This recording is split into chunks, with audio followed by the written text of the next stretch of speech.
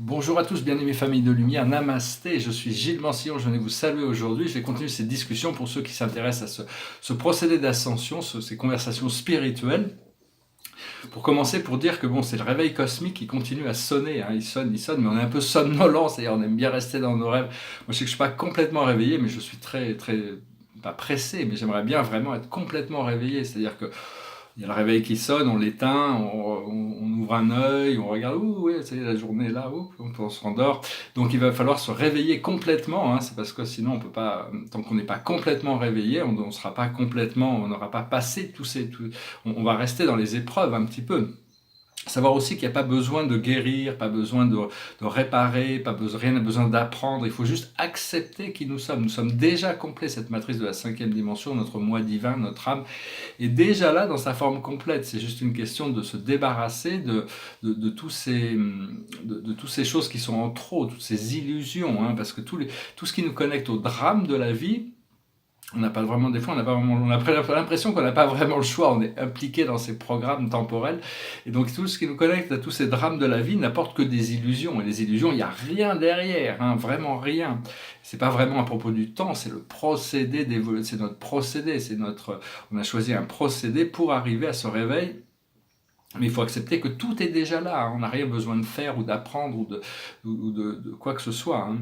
L'ascension, c'est vraiment un choix, il n'y aura pas de retour. La pleine conscience, une fois qu'on sera pleinement conscient, il n'y aura pas de retour à l'inconscience, hein. On va devenir, on va vraiment devenir quelque chose d'autre. On est en train d'évoluer vers quelque chose d'autre. Ah, je vais peut-être prendre des cartes quand même. Enfin, je vais peut-être faire une petite lecture à la fin. Et donc souvent, bon, on demande, c'est-à-dire qu'il y a des choses, il suffit de demander à l'univers pour que l'univers sache, on sait que l'univers va nous apporter ce que l'on demande. Après ça, c'est pas une question de vouloir agir à tout prix, de vouloir forcer les choses, c'est d'attendre que, une fois qu'on a demandé, l'opportunité va être créée.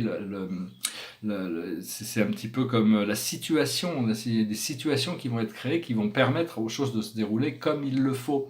C'est un petit peu comme un surfeur qui doit attendre la vague, hein, et ça, il va falloir apprendre à surfer sur les vagues, attendre que la vague arrive, et une fois que la vague arrive, on va apprendre à surfer, c'est vivre plus présent dans le moment.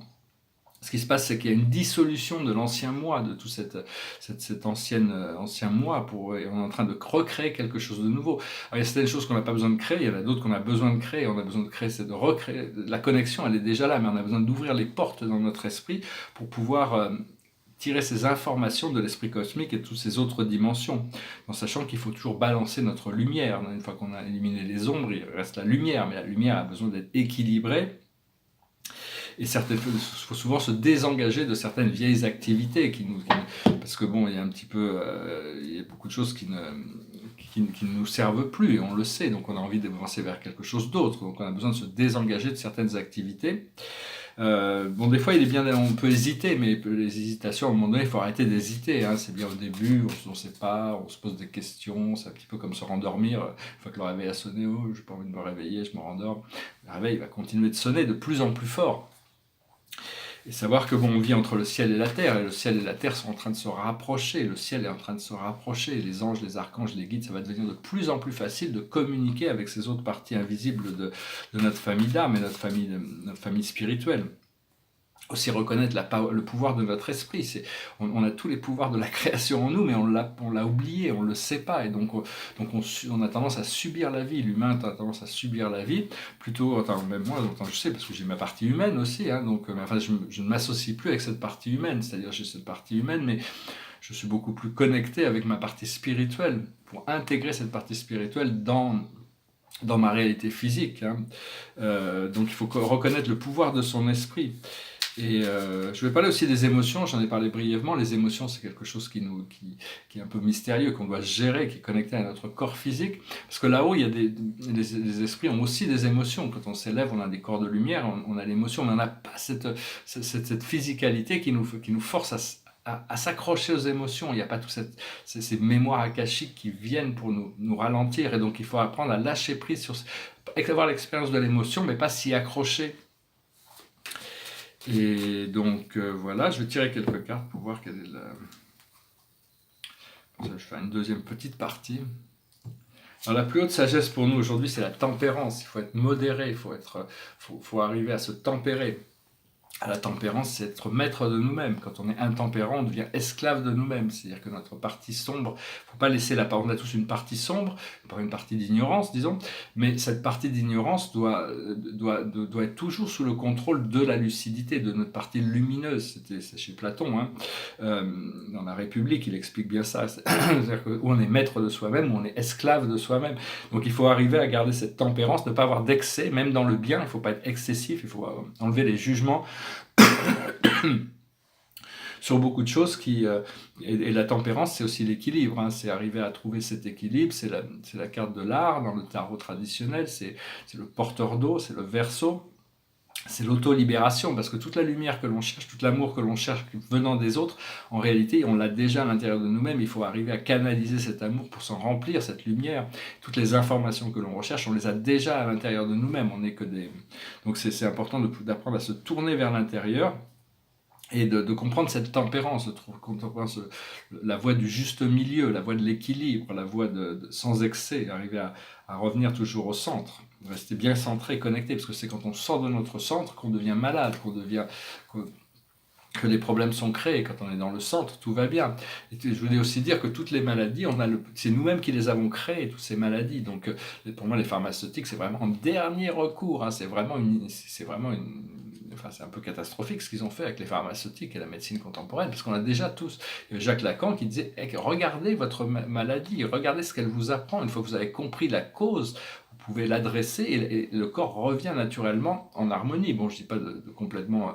s'il y a des problèmes de santé, des fois il faut y aller, hein, mais si on n'a pas les solutions. Mais enfin bon, il faut essayer de comprendre les causes des maladies. On a vraiment le pouvoir de guérir. C'est nous-mêmes le plus haut médecin pour nous-mêmes. Il n'y a que nous qui pouvons vraiment guérir toutes ces maladies et revenir à l'état naturel en invoquant la santé, en invoquant le bien-être, pour ne pas se concentrer sur le problème, mais sur la solution qui est l'intégration du bien-être, de la santé. Et il y a le grand archange Raphaël qui supervise tous les plans de guérison pour la planète, donc appelez-le, demandez-lui conseil, hein. Après ça vous verrez comment les messages vous reviennent. Mais bon, on ne va pas parler de maladie, on va parler de santé, parce qu'on est un petit peu dans George Orwell. Le ministère de la Santé, c'est le ministère de la maladie. Les médecins sont impliqués avec les pharmaceutiques qui payent tous leurs frais, donc ils médicalisent plutôt que de guérir. Enfin, tout ça, c'est des problèmes qui vont devoir être adressés, hein. Ce que l'on doit comprendre, c'est le pardon. On doit pardonner à tous ces gens, à tous ces êtres, à tous ces systèmes de fonctionnement, à toute l'ignorance, à se pardonner à soi-même pour toutes les erreurs imaginaires ou réelles que l'on a pu commettre, pour pouvoir avancer vers quelque chose de libéré. Le pardon, c'est essentiel. Ce que l'on doit faire, c'est l'authenticité. To sign on self be true, comme disait Hamlet. À votre être véritable, soyez authentique. Une fois qu'on est authentique par rapport à soi-même, on est authentique par rapport à tout le monde. Cette authenticité, c'est vraiment un moment où les masques vont tomber.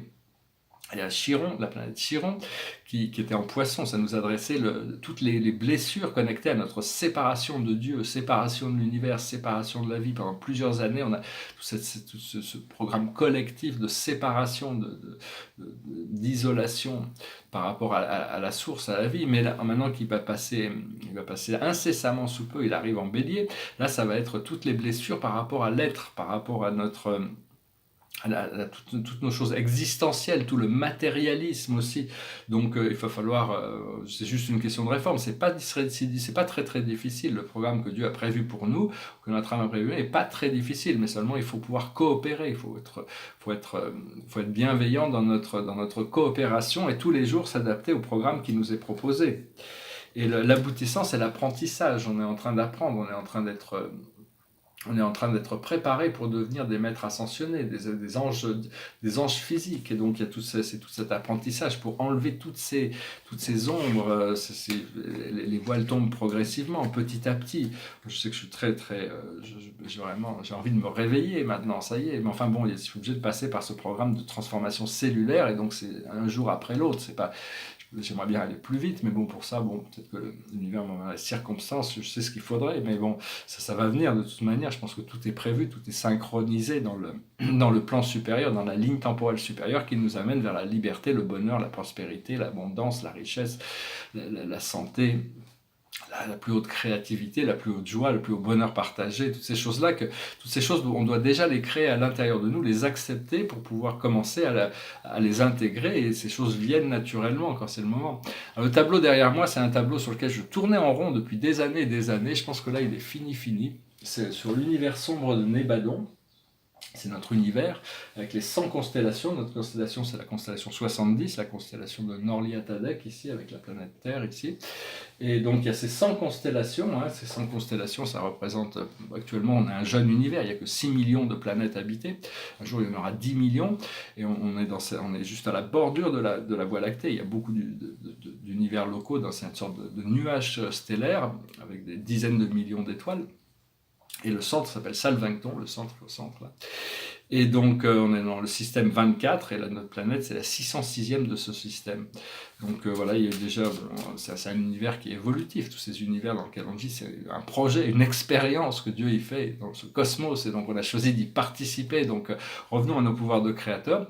Bon, ces tableaux sont des tableaux de céleste, sur l'administration céleste. J'espère que je vais bientôt commencer à organiser tout ça, si ces choses font partie du plan.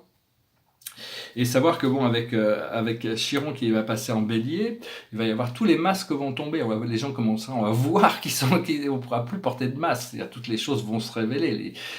On va pouvoir voir toutes ces choses. On va pouvoir commencer à voir derrière le voile. Donc c'est important aussi d'avoir commencé à penser à respirer consciemment, passer du temps à respirer consciemment, développer cette respiration infinie qui connecte jusque dans nos systèmes de notre gorge, dans notre cœur et notre plexus solaire, de le remplir de lumière, après le faire descendre et faire remonter par la colonne vertébrale et redescendre. Après ça, une fois que le circuit de la lumière est bien établi en nous, on peut le faire descendre au centre de la Terre, remonter dans le soleil, le grand soleil central. On laisse notre lumière envahir toute la galaxie, toutes les autres galaxies, puis elle nous revient à nous. C'est vraiment travailler sur cette conscience de pouvoir travailler avec cette lumière, cet accès. Quand on respire, on inspire du prana, on respire de la lumière divine, on respire de l'amour.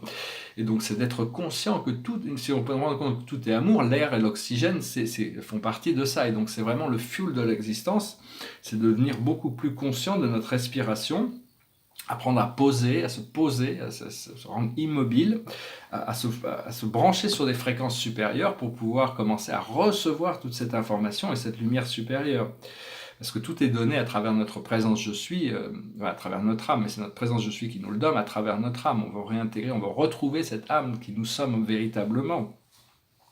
Il y a ce tsunami d'amour et de lumière qui est constamment bombardé sur la Terre. Toutes les forces de la galaxie sont toutes là en assistance. Donc, il faut savoir aussi que la plupart des choses que l'on reçoit du monde spirituel, c'est pas forcément conscient, mais on le reçoit tous, sans exception. On reçoit tous cette même lumière, et tout a toujours été là.